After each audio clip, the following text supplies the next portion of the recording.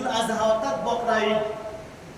তা আল্লাহ তাআলা বলেন যে বকরা ঈদের দিনেও বান্দা যখন কুরবানির গাহে নিয়ে যখন কুরবানি করার জন্য তৈরি হয়ে যায়, যখন ছুরি চালানো শুরু হয়ে যায়, ওই কুরবানির রক্ত জমিনে পড়া পড়তে শুরু দেরি, আর আমি রব্বুল আলামিন তার কুরবানিটাকে আমি কবুল করে নেই। জোরে বলেন সুবহানাল্লাহ। কুরবানির জবাই করার রক্ত তার জমিনে পড়ার আগে আমার কাছে কুরবানি পশু মানে কবুল হয়ে যায়, আর এই কবুল হওয়ার পরে তার আমার নামে কত নিয়ম দেখি আমি দিয়ে থাকি, আমি একমাত্র আল্লাহ তাআলা জানি। সুবহানাল্লাহ। তাহলে 4 নম্বর হয়ে গেল। নাম্বার 5, আল্লাহ পাক রব্বুল আলামিন বলেন, আমি বছরে শাবান মাসে 15ই শাবান আমি তোমাদের জন্য বকশিশ রেখে দিয়েছি। সুবহানাল্লাহ। আজ সেই 15ই শাবান, এই 15ই শাবান আল্লাহ পাক রব্বুল আলামিন বলেন, এই 15 শাবানে আমি এত ফজিলত রেখেছি যে বিশ্বনবী জগৎগুরু বিশ্বগুরু জনাবে মুহাম্মদ রাসূলুল্লাহ সাল্লাল্লাহু আলাইহি সাল্লাম বলেন, এই 15 শাবান মাসে আল্লাহ রাব্বুল আলামিন আল্লাহ এত নেকি দিয়ে রেখেছেন যে 15 শাবানের দিনে যদি কোনো ব্যক্তি একটা রোজা রাখে, আজকে যেমন 15 শাবানের রাত আর কালকে হলো সেই 15 শাবানের দিন, অর্থাৎ রাত্র আগে আসে, দিনটা পরে আসে। আজকে রাত আর আমরা সেহরি খাবো আজকে, কালকে তার রোজা রাখবো। আল্লাহ রাসূল সাল্লাল্লাহু আলাইহি সাল্লাম বলেন, এত মর্যাদাপূর্ণ দিন আর রাত যে এই দিনে কেউ যদি একটা রোজা রাখলো, আল্লাহ তাআলা বিগত যে মানে শাবান চলে গেছে 1 বছর পূর্বে, ওই শাবান থেকে নিয়ে এই শাবান পর্যন্ত তার 1 বছরের সমস্ত গুনাহগুলোকে আল্লাহ তাআলা ক্ষমা করে দেবেন। সুবহানাল্লাহ।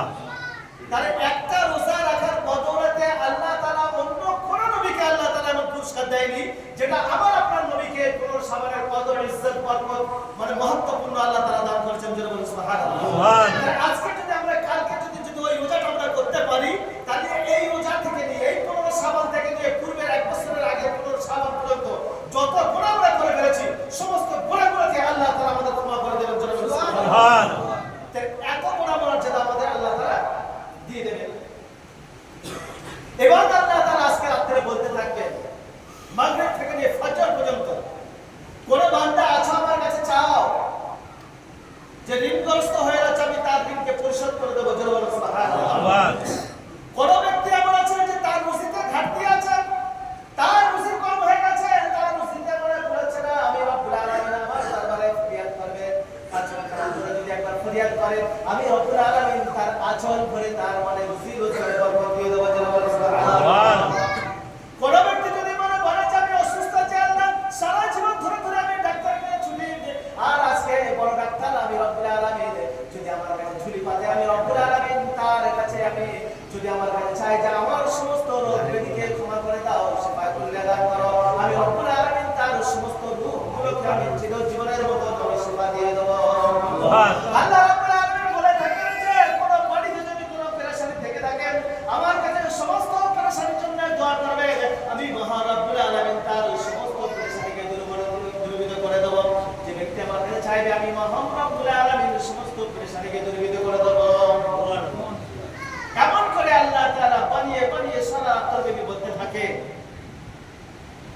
এবং আল্লাহ রাব্বুল আলামিন বলতে থাকে, কোন ব্যক্তি আমার আছে মাজুর, কমজোর, যে তার গায়ে শক্তি নেই, আমার কাছে চাও, আমি রব্বুল আলামিন তার ক্ষমতা দিয়ে দেব। আল্লাহ রাসূল সাল্লাল্লাহু আলাইহি সাল্লাম বলেন, 15 শাবানের দিন আল্লাহ তাআলা কি করেন?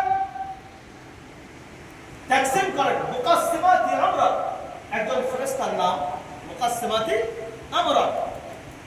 সেই ফেরেশতা রুজিটা সব বন্টন করতে থাকে। আল্লাহ তাআলা লিখতে থাকে যে কার বয়স কতদিন হবে।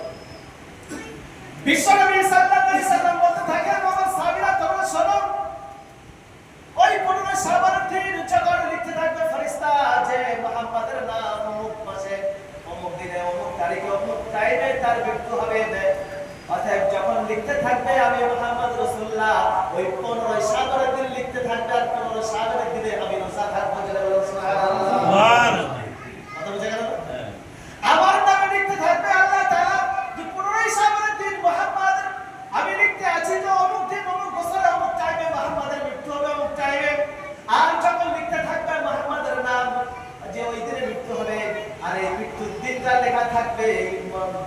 পুরো সাবানের দিন, অতএব সেই দিনে আমি মুহাম্মদ রাসূলুল্লাহ আমি রোজা ছিলাম। সুবহানাল্লাহ। আমার উম্মতেরা, আমার সাহাবীরা, তোমরা যদি রোজা রাখো তোমাদের হিসাব নিকাশ এই রোজার অবস্থায় হবে। তোমার কত রুজি দেওয়া হবে, কতদিন তুমি বেঁচে থাকবা, কতদিন তোমার মানে রুজি থাকবে, কতদিন তোমার হায়াত থাকবে, কতদিন তোমার হাওয়া পানি সবকিছু বন্টন করা হবে। তুমি যদি রোজা হারাতে থাকো, এই রোজা হারাতে তোমার হিসাব নিকাশ দেখা থাকবে। সুবহানাল্লাহ। তা বন্ধুগণ আমার, যদি আমরা কালকে সময় মিলে রোজা রাখি, আমাদের হিসাব নিকাশ রোজা অবস্থায় হবে। সুবহানাল্লাহ। কতদিন দিন হবে না? তাহলে হিসাব নিকাশটা যদি আমাদের রোজা হারাতে হয়, তাহলে আল্লাহ খুশি, দুনিয়া খুশি, সবাই খুশি হয়ে যাবে। সুবহানাল্লাহ। তাহলে এই মহামান আজকে বলে মহামূল্যবান আজকের একটা দিন, এই দিনের আজকে বরকতপূর্ণ দিন। এই দিনে আল্লাহ রাসূল সাল্লাল্লাহু আলাইহি ওয়াসাল্লাম বলছেন যে বনি কালবের তারা এত পশু পাখি ইত্যাদি তারা লালন পালন করতো, পশু ছাগল গরু, যে পশু ছাগল গরু যারা এত লালন পালন করতো যে একটা পশুর গায়ে কোটি কোটি